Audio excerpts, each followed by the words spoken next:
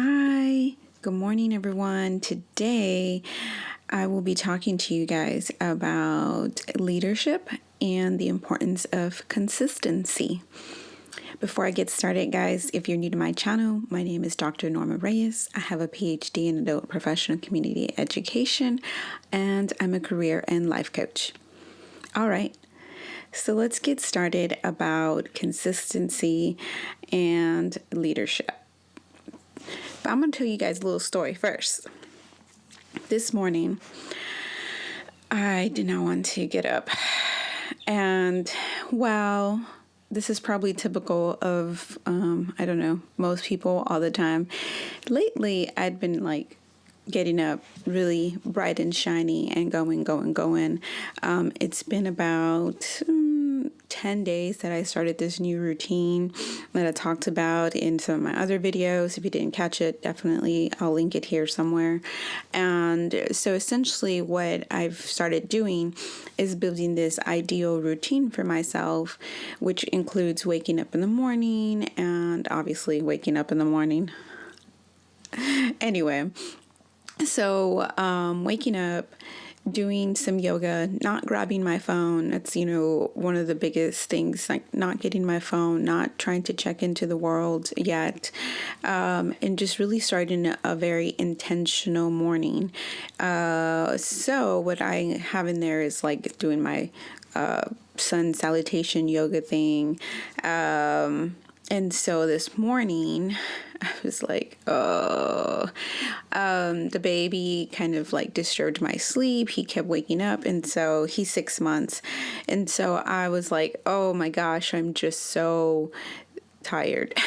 And then I tried, telling myself, and sometimes too, my mind starts thinking about things. And so this morning, before I woke up, for whatever reason, consistency got stuck in my head, and thinking I want to do a video about consistency. And then, I don't want to wake up. And so it's even funnier that, it's like, hello, your brain is telling you consistency, even on the days that it's just exhausting or just you don't feel like it. And I thought at that moment, okay, this is breaking point. If I don't do it now, if I don't keep doing it because I'm tired this one day, then it's going to have this ripple effect of not doing it again or putting it off again. And so it goes with any type of habit that you have that you want to do, just push through this point, this breaking point, this wall. And actually that's in one of the books that I had just finished reading, The Compound Effect. So my goal this year is to read 55 books. I wanted to be crazy and do 100 books, but to make it a stretch goal for myself, realistically, I could probably do 55 books, I think. I don't know. I'm a little behind on the number of books that I should be reading if I think of doing one a week. If I hit my 55 sooner, then, I'll add an extra 25 books. We'll see. I'll keep you guys updated. So now bringing it back to leadership and consistency. It's very, very, very important that we, as leaders, are consistent, and not just consistent in the typical sense. You might be thinking, well, I am consistent. I show up to work every day. No, I'm just kidding. I hope you're being more consistent than just that. I have a perpetual calendar, and I like what it says. I just decided to flip it over right now. It says, don't let anyone pressure you into something you don't want to do. Yes, that's a good one. Anyway, back to consistency and leadership. So there's different ways to be consistent in your leadership, and then you just got to kind of stick with it. So one of the biggest part is how you interact with your employees. You need to be consistent with your employees that you prefer to speak to and the ones that maybe you don't prefer to speak to. It's important to be consistent with all of them, and not just how you speak to them, right? Because your personality is going to change with each one depending on how they are with you, how they interact with you. But what I mean is, if you are having regular one-to-one meetings, and you should be, a minimum at least of one time a month, checking in with them, seeing how they're doing, seeing how work is going, looking at the metrics and expectations that you have for them, and then making sure that everything's clear in their regard with the expectations. Because what will happen is, if you don't do that, if you aren't reviewing the expectations at least once a month with them individually, then, it'll just have this ripple effect of like, what the heck, you haven't been doing this in however long.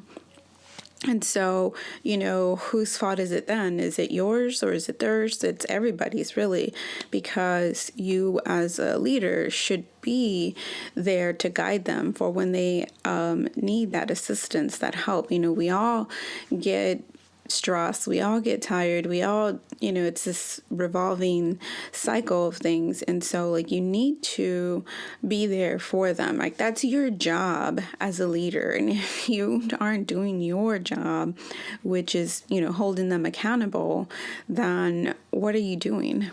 Okay, so back to meeting with them in a consistent basis. Make sure that when you're meeting with them that you have a format that you're using for all of them, and going and hitting that checklist. Yeah, it sounds kind of boring to do that, but once you kind of check the check marks, then you can connect with them in a different way, and it'll be different for all the different employees. Some it'll be easier, some it might be a little more challenging, but really get to truly know your employees and see what's going on with them and how you can help them grow, how they can help you grow. Because remember, you are not an expert just because you are the leader. A lot of times a leader who believes like, oh, I already know everything I've already learned, like, you stop learning, and then you're going to get stuck and stagnant, and no one's going to want to work for you after that once you think you've arrived. Now, I lost my train of thought when I was thinking that. Okay, so consistency, being consistent, having consistent meetings, one-to-ones with your staff. And gosh, I truly forgot what I was going to say. Give me a second, guys. Okay, I think I got it. Hopefully. So another reason for having consistency is because if you aren't having consistency when it comes to leading the group in regards to their expectations, it leaves you open to a lot of different things. It leads you to discrimination, because as a leader, you should be providing everyone with the same type of encouragement, with the same type and if you don't have something that shows that you are consistently showing up for your staff, if a staff decides, like, let's say staff is performing low, then if you have no way to show that you've consistently been trying to work with this person and coaching them and working with them, then that's a terrible place to be, because then you have to build that up and show it. And when you then start working with that individual and you haven't been working with the rest of your staff that way, then that opens you up to discrimination, because then why are you now working with this person this particular way? Now, of course, you can easily say, well, I'm working with them because they're the ones having the performance issue. Well, why weren't you working with them before? And why are you not working with everyone else that way? Remember, it just kind of creates this cycle. And I'm not saying that it needs to be super detailed. It can just be very basic, what you talked about. Something that I do with my staff is anytime we meet officially, I do a one-to-one template with them, and I'll link the post where I have like a template that I shared that you can download for free as like a starting off point and how to talk to, how to track that. And then I just email it. Simple. I email it to them, and then if I need to go back and look at it, I can look at it, they can look at it. I always ask for feedback from them. I always try to set up a goal in there for them that they set up. I should say that, not a goal that I set up for them, but a goal I ask them, what's a goal you want to work on, both within the job if they need a go for the within metrics, or for themselves personally and professionally. I think it's important that we continue to help our staff grow. Like I said, that's your role as a leader. Your leader is, as a leader, your role is to nurture and grow your staff. They are your clients in a sense, right? And of course, they're your clients, and then whoever they're serving is your client. So, be consistent in that, and knowing that, that who you are serving. What's your role? What's your purpose? If you aren't serving your staff, then what are you doing? Like, what are you just there? And like I said, anybody that's just there, a leader doesn't want to,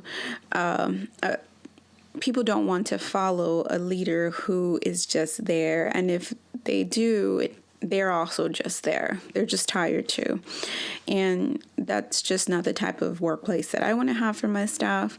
I want them to be engaged. I want them to grow, because I want to be engaged and I want to grow. I want to wake up every day feeling like I want to be there. What I do matters.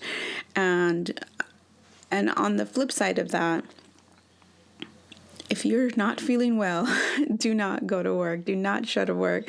I'm not saying show up to work when you're not feeling well, but I am saying, that I want to offer a workplace where my staff feel that they are supported, that they want to wake up. They want to know that when they show up to work, that they know what to expect. And that's what's important about consistency. Whatever you decide to do in your workplace, it could be as little as celebrating birthdays every month. It could be, and I don't mean like having a party. I mean sending an email, celebrating the wins, celebrating anniversaries. Those little things that seem insignificant, if you do them consistently, it will be in the back of their minds. And if you do it one month, you don't do it another month, then, staff will recognize that. Maybe 1 month would go by and they don't notice it, 2 months, and then 3 months, and then, 6 months later, when they're not feeling so great, because everyone has ups and downs, they're going to remember like, oh, I remember how it used to be. I like that. These little tiny things that seem insignificant really, really matter in the big scheme of things. So be consistent in whatever you decide to do, whatever you decide to implement, whether it be something big, something small.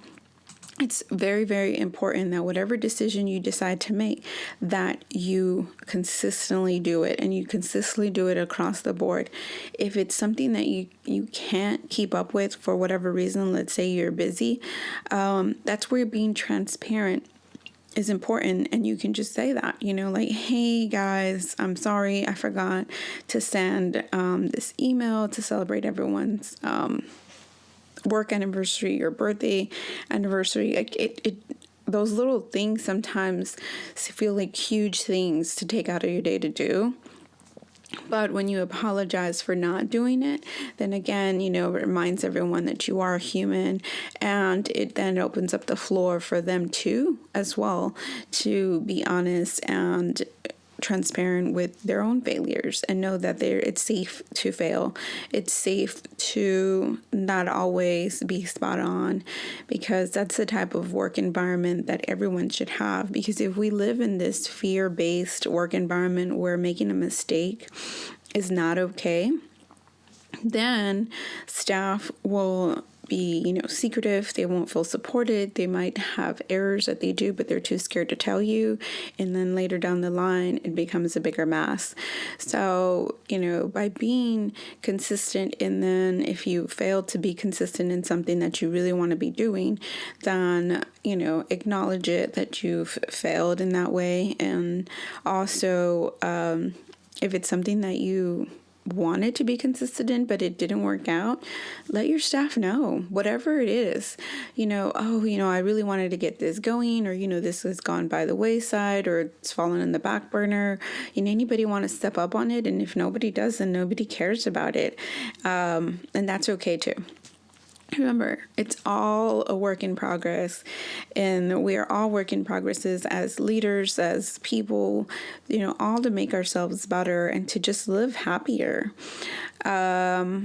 I think that's all I have to say today about consistency. See, this is why I need to write little notes, but it's okay. I'm okay with the way things are going. Hopefully you guys are enjoying these videos the way they're going. Leave me any comments, feedback below on the bottom. I truly appreciate all comments, anything good and bad. It'll make me stronger as a person and stronger as a video YouTuber, whatever that's called. Vlogger, that's what it is. Anyway, guys, thanks for watching. Make sure to subscribe and like my video if you like it.